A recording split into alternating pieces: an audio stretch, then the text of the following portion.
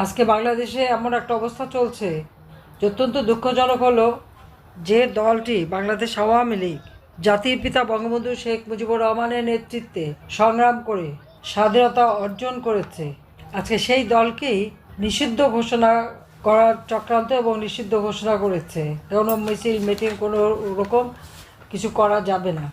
আর কারা করেছে?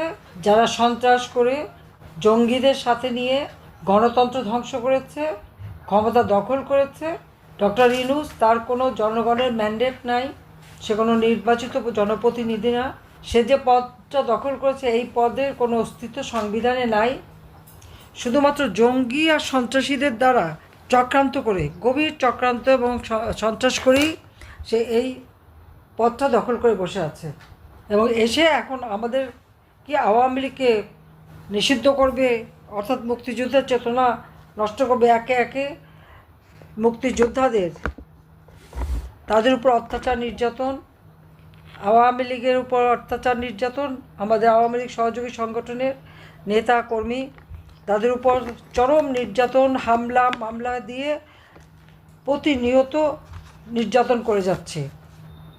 জুলাই মাসের 7 তারিখ থেকে যে আন্দোলন শুরু করেছিল, কোটা বিরোধী আন্দোলন, সে আন্দোলনে তো এদেরকে কোনো রকম বাধা দেওয়া হয়নি। 14ই জুলাই পর্যন্ত একটা টোকাও পড়েনি তাদের উপর। কিন্তু 15ই জুলাই থেকে যখন ওই মিছিলে গুলি করা, পুলিশ হত্যা করা, মেট্রো রেল সহ বিপিটিভি ভবন, বিআরটিসি ভবন, আমাদের সেতু ভবন, প্রত্যেকটা এরকম আরও সমস্ত অনেক, কত নাম বলবো, সব জায়গায় আগুন দেওয়া শুরু হলো। আর একদিকে অগ্নিসংযোগ, একদিকে হত্যা। 450 মতন থানাতে আগুন দেওয়া, অস্ত্র লুট করে নিয়ে যাওয়া এবং সেই সাথে হত্যাকাণ্ড ঘটানো। পুলিশকে মেরে পা বেঁধে ঝুলে রাখা, আওয়ামী লীগের নেতাদের মেরে, কর্মীদের মেরে পা বেঁধে ঝুলে রাখা, যুবলীগের এক নেতা তাকে মেরে পা বেঁধে ঝুলে রাখার মতো এই ধরনের অমানবিক কাজগুলি তারা করেছে। আর সেই অবস্থায় এখন আওয়ামী লীগের উপরে হামলা সব কিছু করে, অত্যাচার নির্যাতন করে, আর আওয়ামী লীগকে ব্যান করে, নিষিদ্ধ করে। এরকম একটা অরাজক পরিস্থিতি। এরা নাকি বৈষম্য বিরোধী আন্দোলন নিয়ে এসেছে। তো বৈষম্য বিরোধীরা তো এখন বৈষম্য সৃষ্টি করছে। উচ্চ আদালত সেই রামদা, চাপাতি, চাইনিজ কুড়াল, লাঠিসোঁটা অস্ত্র নিয়ে চিফ জাস্টিসের এজলাস এবং চিফ জাস্টিসের বাসা আক্রমণ, তিনি পদত্যাগ করে চলে গেছেন। এর মধ্যে অনেকগুলি জজ সাহেবকে তারা জোর করে পদত্যাগ করিয়েছে। স্কুল থেকে নিয়ে শুরু করে ইউনিভার্সিটি পর্যন্ত শিক্ষকদের উপর জুলুম, তাদেরকে জোর করে পদত্যাগ করানো হয়েছে। ছাত্রছাত্রীরা শিক্ষকদের অপমান করে, বেয়াদবি করে, মানে একটা জাতিকে, আমরা একটা জেনারেশনকে তারা ধ্বংস করে দিচ্ছে, বেয়াদব করে দিচ্ছে। যারা এইভাবে মানুষের সাথে দুর্ব্যবহার করতে পারে, নিজের শিক্ষকরা অপমান করতে পারে, তাদের ভবিষ্যৎটা কী? কই আওয়ামী লীগের আমলে তো এরকম ছিল না। আওয়ামী লীগ যতক্ষণ ক্ষমতায় ছিল তখন তো প্রত্যেকটা জায়গায় ডিসিপ্লিন ছিল, পড়াশোনা ভালোভাবে চলছিল, সেশন জট ছিল না, নিয়মিত পাবলিক সার্ভিস কমিশনের পরীক্ষা হতো। আর এখন তো পরীক্ষার বালাই নাই। শিবিরের লোক কারা, বিএনপির মাস্তান কারা, তাদের চাকরি দিয়ে দিচ্ছে। পুলিশের পোশাক পরিয়ে অথবা র্যাবের পোশাক পরিয়ে তাদের দিয়ে কাজ করাচ্ছে। তার মানে আওয়ামী লীগ নেতাকর্মীদের হয়রানি, অত্যাচার, নির্যাতন করে যাচ্ছে। প্রতিটি জায়গায় অনিয়ম, বিশৃঙ্খলা। একটা রাষ্ট্র পরিচালনা করার মতো যে যোগ্যতা, সে যোগ্যতাটুকু এই লোকটার নাই। নিজের ক্ষমতা দখলের জন্য জঙ্গিদেরকেই সাথে নিয়েছে, জঙ্গিদের দ্বারা চক্রান্ত করে, ষড়যন্ত্র করে ক্ষমতা দখল করেছে। এখানে কোনো গণ অভ্যুত্থানও ছিল না, জনগণও ছিল না। এটা তো ইউনূস নিজেই বলেছে। বিল ক্লিন্টনের অনুষ্ঠানে যখন গেছে, তার ক্লিন্টন ফাউন্ডেশন, সেখানে তো মঞ্চে দাঁড়িয়ে খুশি মনে বলল যে কোনো জনগণ না, ছাত্ররা কেউ যায় না, কোনো লিডারও ছিল না। এই আন্দোলন হয়েছে মেটিকুলাস ডিজাইনের মাধ্যমে, মাস্টারমাইন্ড দ্বারা। মাস্টারমাইন্ডকে যে যিনি তাকে আবার মঞ্চে নিয়ে পরিচয়ও করিয়ে দিল এবং নিজেই হাতে তালি দিল খুশি হয়ে যে এই মেট্রোগুলো ডিজাইন করে চক্রান্ত করে শেখ হাসিনাকে ক্ষমতা থেকে সরাতে পেরেছে এবং তিনি ক্ষমতাটা দখল করেছেন। তো এই যে ক্ষমতা দখলকারী অবৈধভাবে, ইউনূসের কি কোনো জনগণের ম্যান্ডেট আছে? তার কি সাংবিধানিক কোনো ভিত্তি আছে? তো সে কি করে আওয়ামী লীগের মতো রাজনৈতিক দল, যে দল আমরা এখনও জনগণের ভোটে নির্বাচিত প্রতিনিধি, আমাদেরকে কিভাবে সে এই দলটাকে ব্যান করে? এত সাহস থেকে পায়?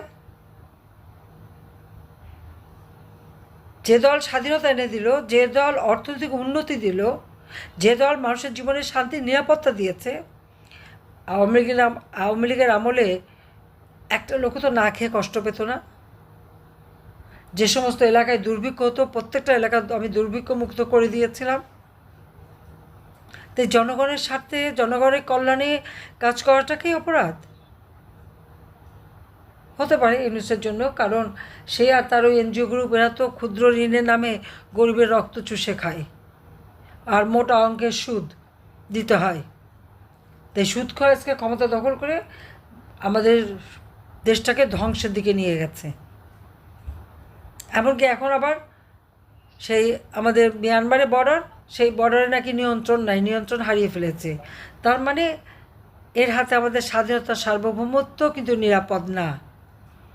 নিজের ক্ষমতাকে দীর্ঘায়িত করার জন্য সেই যুদ্ধ খেলা, বর্ডার খুলে দেওয়া, বর্ডারে নিয়ন্ত্রণ হারানো আমাদের স্বাধীনতা, সার্বভৌমত্বকে নষ্ট করে দিচ্ছে। 30 লাখ শহীদের রক্তের বিনিময়ে আমরা এই স্বাধীনতা পেয়েছি। আমার লাখো মা বোনের ইজ্জতের বিনিময়ে আমরা এই স্বাধীনতা পেয়েছি। এই স্বাধীনতা জাতির পিতা বঙ্গবন্ধু শেখ মুজিবুর রহমানের দীর্ঘ দিনের সংগ্রামের ফসল। বারবার তিনি কারাগারে বন্দী হয়েছেন জনগণের কথা বলতে যেয়ে, এই গণমানুষের কথা বলতে যেয়েই বছরের পর বছর জেল খেটেছেন, নির্যাতিত হয়েছেন। আর এই মাটিতে তাকে নির্মমভাবে হত্যা করা হলো। ওই 32 নম্বর বাড়ি, যে বাড়ি থেকে জাতির পিতা বঙ্গবন্ধু শেখ মুজিবুর রহমান স্বাধীনতা ঘোষণা দিয়েছিলেন, আমার সরকারকে হটানোর জন্য যখন সেই চক্রান্তটা করলো, আমাদের বহুজন আমি দেখলাম, অনেকেই তো সেটা বুঝতেই পারলো না, অমনি ওদের সাথে সুর মেলালো। আজকে দেশের অবস্থাটা কেমন আমার তো তাদের কাছে জানতে ইচ্ছে করে, এখন কেমন আছে তারা, কি দেখছে? ওই একটা ক্ষুদ্র গোষ্ঠী ইউনূসের ধারে কাছে তারা পয়সা বানাচ্ছে, পয়সা পাচার করছে। আর এই যে সমন্বয়ক যে কটা, এগুলি তখন টাকা পয়সা বানাতে বানাতে ফুলে ফাঁপে উঠছে, সব আঙ্গুল ফুলে কলা গাছ, এবং বিদেশে টাকা পাচার।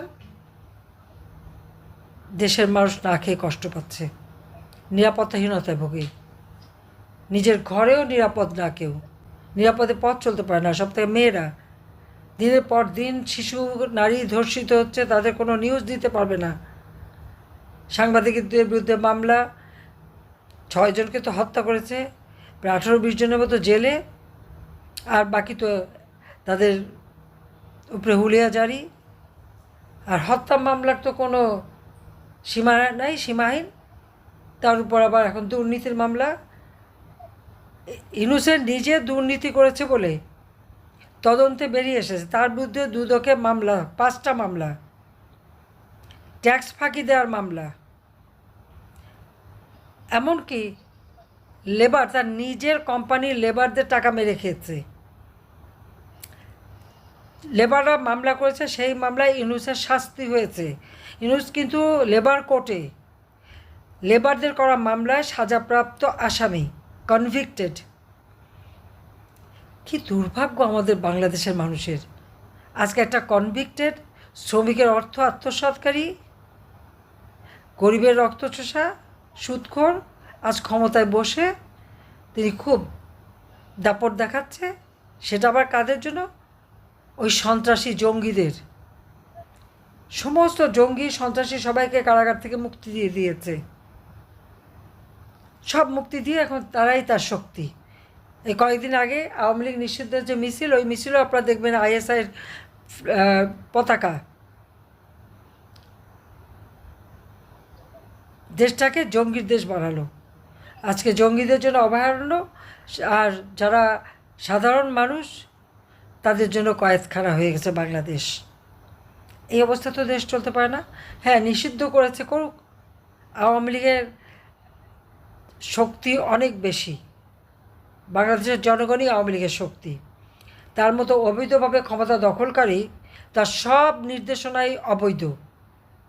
আসে আইসিটি যে ইন্টারন্যাশনাল ক্রিমিনাল ট্রায়ালের জন্য কোর্ট করেছে, ওখানে তো করার তার কোনো রাইট নাই। এটা 1973 সালে পার্লামেন্টে পাশ করা আইন।